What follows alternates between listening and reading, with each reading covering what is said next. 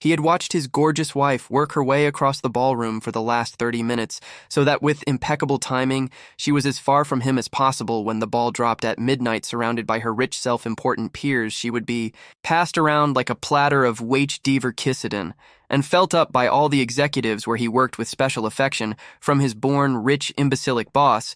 Hecknew knew this because his company's New Year's Eve party had played out just like this. For the past 2 years, the first year he let it go, attributing it to too much champagne last year. However, the clarion call sounded loud, and he began making provisions, feeling a tug at his coat. He turned to face Deirdre, Josephine's best friend and co-conspirator. "Happy New Year, Mike," she exclaimed, reaching up to pull his head down for his annual pity kiss. He barely brushed her lips before pulling away and looking down into her brown eyes. Deirdre was another society don, a trust fund baby like his wife from an even richer family than Joe's. He expected to see the little smirk she usually gave him, clarifying that she knew things he didn't because she was from the landed gentry. Like his wife and his boss, instead he saw 2 new emotions: pity and concern. "My M. Don't take this so seriously. She's just exchanging kisses, in the grand New Year's tradition. She'll be back in a little while, none the worse. For where and she will show you again how much she loves you." He looked at her. Skeptically, Deirdre tried to reassure him. "She really does love you, you know. She's just very outgoing, vivacious, and impetuous while you are intellectual and taciturn. Sometimes she needs a chance to be with others more like herself. But time with them only increases her appreciation for you, okay, Deirdre? So that's why she spent all her time at her company's Christmas party under the mistletoe with her coworkers. We go to her Christmas party and she spends the night dancing with and kissing the top executives at their firm. And here, tonight at my firm's New Year's ball, she spends all night dancing with and now kissing, no making out, with the executives from my firm. So be being entangled with everyone at the party except me. She is gaining new appreciation for me. Interesting concept, tell me. Is it another New Year's grand tradition to kiss George the imbecile a dozen times? Or is that just her way of showing her love for me, since she knows how much I hate the little woman? I'll give Deirdre this: she had enough compunction to be embarrassed she could not hold my gaze, so she looked away and tried again. "Mike, I see how upset you are, but you need to understand, really, dear. Dre, I think I do understand for the first time in our 5-year marriage. I think I really do understand," I shouted. I turned my back on, her return to our table retrieved, and opened the briefcase I had placed under the table, and extracted a rather large, brightly wrapped package with my back. Still to her, I pulled the ring off my finger and tied it in the middle of the bow she had to remove to open the package, turning back to Deary. I held the package out. "I'm going to leave now. Please give this to your friend when, or if she tears herself out of the grasp of the men surrounding her, tell her I said Happy New Year, and I hope she gets everything she deserves in 2025. I turned to go, but Deary pulled at my arm. "Don't leave, Mike. I'll go get her. She's just had a little too much champagne again. You need to take her homeno, Deirdre." "I don't. She has a room here at the hotel. She's been here all day, entertaining men while I worked. Of course you know all that because you've been here with her. She has her own car, her clothes, everything she needs. I'm certain that at least one of the gentlemen she's busy kissing will be more than happy to keep her happy, or maybe they all will. Don't give me that. Look, you told me all the same lies last year. I gave her this year to decide. She has, and so have I. Goodbye, dearie. I can't say it won't be a relief to never see you again." As I made my way out of the ballroom, I nodded at Helen, the HR director, with whom I spent the early part of the afternoon, while my boss and his cronies helped set things up at the hotel. In reality, he was in the palatial suite he had reserved with the company credit card, having intimacy with my wife. Actually, I should have said they were in the palatial suite with my wife. And I have the photographs and video to prove it. Helen does too. And the chairman of the board will within minutes after I exited the ballroom. Helen and her husband made their way to the crowd of men around Josephine. Deary was fighting her way through the horde of men, many of whom were insistent on kissing her in the grand tradition. A few tried to accost Helen, but they seemed to find the scowl of her husband, a former all-pro lineman, to be discouraging. She made it through the crowd to CEO George Burke and his paramour. Just before Deary did, she stopped her husband about 6 feet away and watched Deirdre's distraught look and shrill calling of her name, caught Joe's attention and broke George's embrace. She frowned at her friend's frantic look. Helen smiled. Deirdre held out the godly wrapped present and said something. To Joe, who took the package, leaned closer, and seemingly asked Deirdre to repeat herself. Mike left this for you. He's gone, Joe. He watched you flirting and teasing all night, and when you started kissing all these men, he gave me this package and left. Joe smiled. Oh, you know, Mike throws these little snit fits when I neglect him for a few minutes. I'll go home, beg his forgiveness, love him silly, and all will be well. He loves me, see, even when he's mad, he leaves my gift.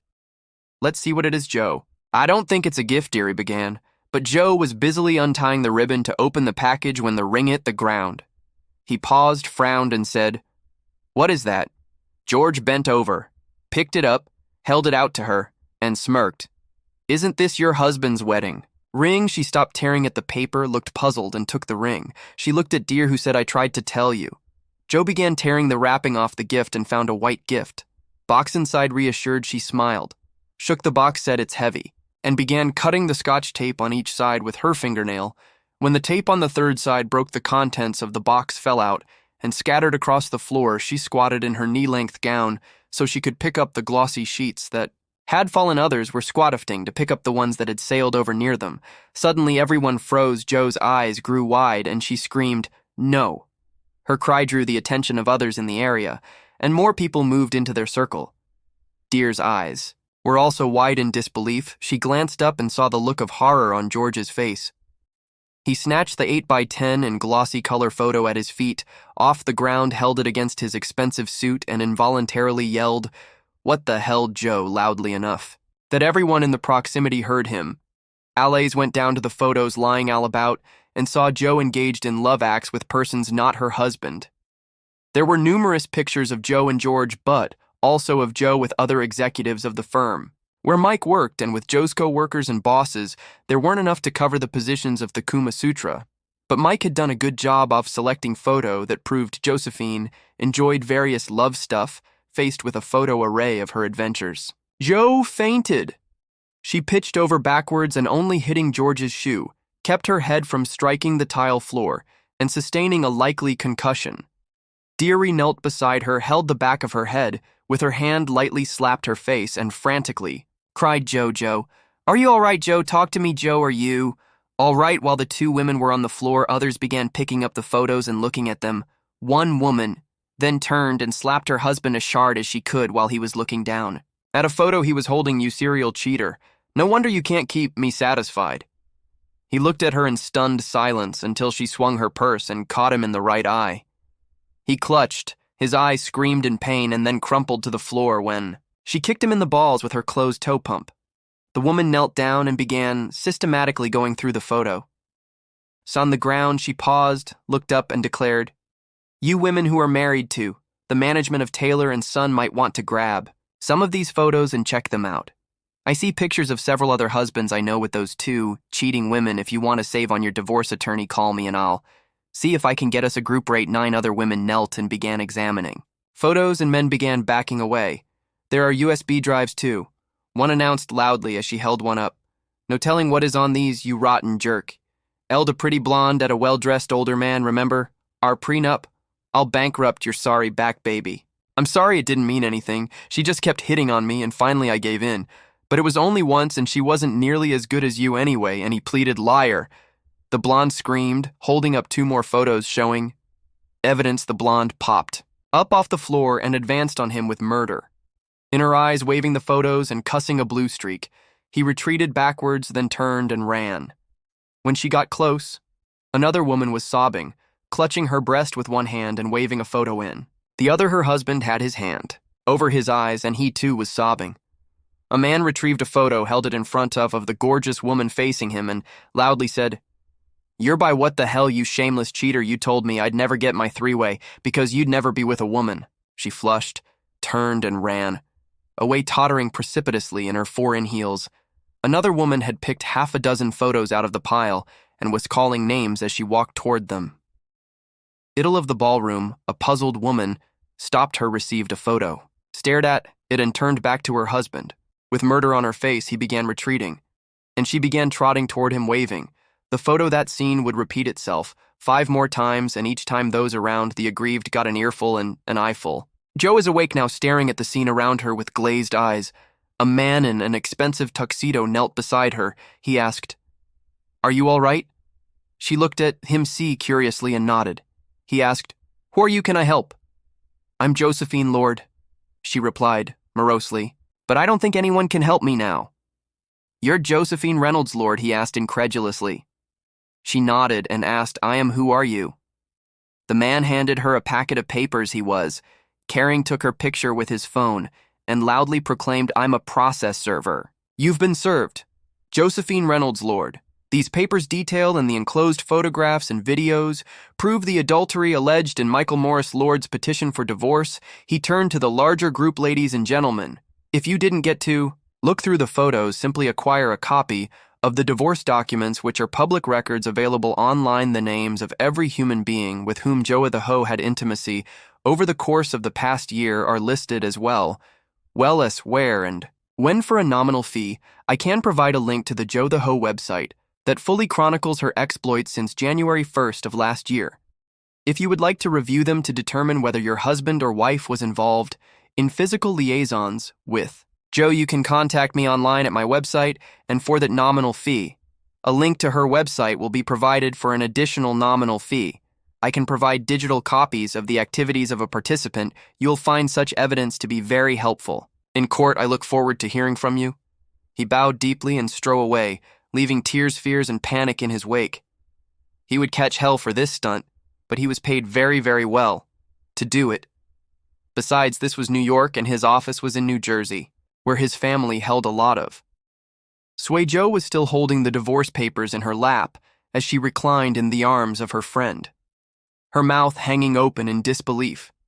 She looked at the faces gathered around her and saw hatred, pity, anger, and trepidation.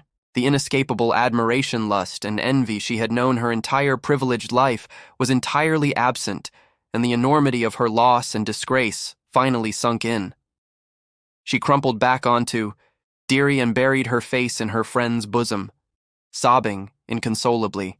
George Taylor ordered his minions to pick up those damn pictures and burn them. Looking directly at Helen, he ordered, "I want a letter of reprimand for Mike Lord on my desk Monday and extermination papers under it," with a neutral expression.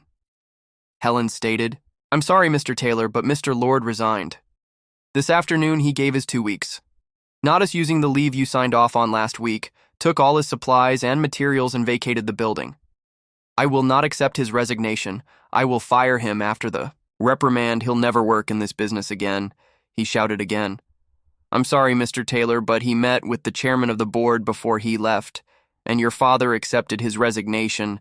Mr. Lord already has another job with one of the firms with which he was consulting with your written permission." Sir Taylor's face was so red, those listening and watching feared he would have a stroke while he muttered loud curses at his father and Mike Lord. Helen and her husband watched his consternation with glee, squeezing each other's hands in delight while maintaining neutral expressions.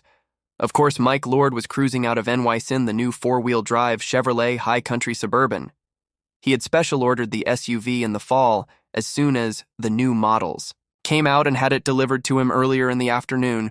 OnStar said would take 24 hours and 32 minutes of driving time to reach his new home in Austin, Texas. Via the route he had chosen, he knew it would actually take the better part of a week because the country boy from Idaho was going to soak up the culture of the rural states he would traverse after he raked Virginia. He intended to abandon the interstates, travel the country roads John Denver sang of, and visit the small towns in Carolina that Mary Chapin Carpenter sang about. He would sample homegrown jellies and jams sold in roadside stands and small local businesses, and eat where the locals ate, far from the interstates and the harried people and lifestyle. He had grown to hate their checking and savings accounts had been divided, but only after he bought his SUV, since she outspent him 10-1 every month of their marriage. An $888,000 vehicle did little to even the score. But he took delight in using some of her money to buy it under the terms he offered. He would keep his investments and retirement funds, and she would keep her own. He was leaving her the penthouse apartment and would not go after her trust fund if she accepted his generous terms and signed the divorce papers within 10 days. The radio was on Sirius XM's best traditional country station. The Roadhouse Joe loved country music as much as she hated the oldies. Therefore, his next station would be classic vinyl. He was his own man now. Not the clueless wimp husband she had made him for at least 2 years. He had taken control of his life when the ball fell on New Year's Eve last year, and spent the entire year getting his stuff together. Taylor and Son would possibly survive his departure. But he strongly doubted it, laboring under George's inept leadership, and deprived of the numerous design improvements and patents Mike had brought to the company. Over the past 5 years, he expected it to crash within a year or two. He smiled at the thought, knowing that his work had been responsible for more than half the new sales and profits in the previous year, and that he had better designs and design improvements ready to launch as soon as his new company could gear up. His old boss, the current chairman, and George's daddy, Randolph Taylor, would likely sell the business off before it crashed, but George would be exposed to the world as the inept charlatan he was. Before that happened, contemplation of that occurrence made him smile tonight. He had exposed George and his own cheating wife as immoral and unscrupulous Daryl of society. Over the next year, he would expose George's ineptitude as a businessman when his new company squashed his old like the bug that just got smashed. On his windshield, contemplation of which made him smile, he wished he could be a bug on the wall when Josephine's parents learned about his stunt at the ball. Helen had already called to tell him how wonderfully it had turned out. Having her spill the photos all over the ballroom was beyond his fondest dreams, although he had rigged the box to collapse when the tape was cut on any 3 sides. Her parents looked down on him from the start and were dismayed when their precious, perfect daughter chose to marry him after all. He didn't even have an Ivy League education, that an engineering degree from the Colorado School of Mines and a master's from the University of Michigan made him highly desirable in his field, meant nothing better a liberal arts degree from Brown than such a common pedigree. He smiled in contemplation of the destruction he had wrought and all that he would produce in the future. Dearie and her husband Albert took Josephine home as soon as they walked in, and she looked around. Joe started sobbing again. She had been rehearsing her presentation to Mike on the way home. She would explain that her affairs meant nothing to her, nor did they damage their marriage. They were simply recreation or efforts to influence decisions that affected her and Mike to make their lives better. Their creational intimacy only helped them too, she would explain it. Got her libido back under control when it was running wild, and she learned things she used to please her husband to spice up their love life. It sounded ridiculous even to herself, and she knew would buy none of it. Truth be told, he was a true stick in the mud when it came to his marriage. Vows even teasing about swapping or spicing up their marriage by role-playing with others angered him. Why then would she think he would buy this crock of crap? She was planning to sell him. She knew in her heart that her marriage was toast, but walking into their apartment and finding all his things gone certainly brought the turkeys home to roost. She sunk to the floor weeping bitter tears and cursing her own arrogance. She had no ready explanation for her actions because she never believed she would get caught, and if she did, her sweet, naive husband could be persuaded to forgive her for 3 years. She was successful, and then tonight he burned her house to the ground, and her reputation with it. The week passed quickly for Mike. He had cloned his new phone before removing the SIM card and tossing the old in the snow of the city so he could initiate contact, but no one could interrupt his journey through the Old South to his new home in Texas. The emails he had set up had been going out all week. Spouse after spouse had received a personalized email with an attachment, and marriage after marriage had gone up in flames. Contemplation of that result made Mike smile. The one to Dear's husband was sent yesterday, contemplating Al's response. Made Mike smile broadly. Joe was responsible for her own actions, but Dear's recounting of the pleasure derived from her personal experiences as a cheating woman and encouragement of her friend to spread the joy by doing the same had actually been influential in Joe's decision. It was day 4, and back in NYC, Dear, Dre, and Joe were sitting on the couch in their apartment. It was now their apartment, because Al had thrown Deary out after he got his mail and watched the video. It contained 5 segments of sexual activity and an enlightening conversation with Joe in which they chronicled their conquests and pleasures and listed their lovers by name. While intermittently laughing about their clueless husbands, Albert had forwarded copies of that conversation to each of the wives of the men. The women named if he knew them, and he knew most the emulation spread, and Albert smiled as he contemplated the flames. George had fared no better. His father summarily fired him and disinherited him too. In fact, he fired all of the upper management that had been responsible for the black eye. The firm got due to their actions and was acting as CEO while his new vice president for talent acquisition development Helen recruited top executives from around the globe. Mike passed the exit to Martin Luther King and prepared to turn on Cesar Chavez. He could see Lady B. Bird Lake on his left. Ash drove past the Austin Convention Center, crossed Congress Avenue, and drove Ato, the exclusive high-rise condo his new company was providing. At 70 Rainy Therent on the condo, was paid for 6 months, giving him time to find the home, with trees and lawn, he so badly wanted. Once settled, he would buy a dog and begin looking for a new mate. One that would be trustworthy and who would love making a home for him and their kids. His new partners already had a barbecue planned, at which they would introduce him as recently divorced, and promised there would be plenty of eligible women there. Meanwhile, back in NYC, the conflagration grew as outed spouses threw others under the bus and wronged spouses shared what they knew about other wronged spouses. Helen kept Mike well informed. He contemplated the ever-growing flames of the great New York City fire. He had lit and smiled, and so we've reached the end of today's story. Was it what you expected, or did it take a twist you didn't see coming? I'm curious to hear your thoughts. Share them in the comments below. And let's get a conversation going. If this story kept you hooked, make sure to hit that like button. And if you're new here or just haven't subscribed yet, now's the perfect time to join our community. I bring you fresh, captivating stories every day, so click that subscribe button and turn on notifications so you never miss out. Thanks for watching, and I'll see you in the next one.